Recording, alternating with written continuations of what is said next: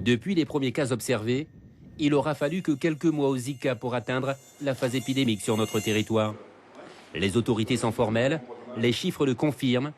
45 cas avérés cette fin de semaine et 164 cas probables évocateurs qui présentent des symptômes, dont 4 femmes enceintes. Il faut que la puissance publique mette en place des moyens collectifs de lutte contre le développement des gîtes larvaires, de lutte contre les moustiques.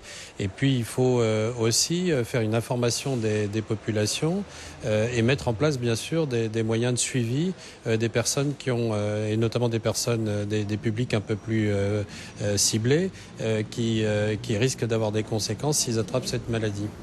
Ces cas se répartissent sur tout le littoral, à l'exception de Saint-Georges-de-l'Oyapock. Une dissémination rapide du virus, d'où le déclenchement de cette phase 3. Mais pour l'heure, on ne dénombre aucun cas grave. Il n'y a aucune forme sévère.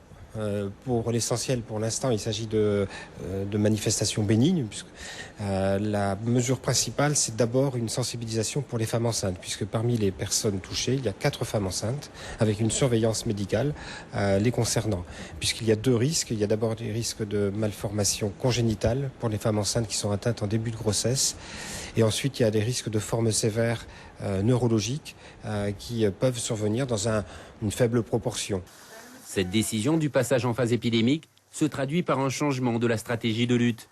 Première action, l'augmentation de moyens humains et matériels sur les zones qui le nécessitent le plus.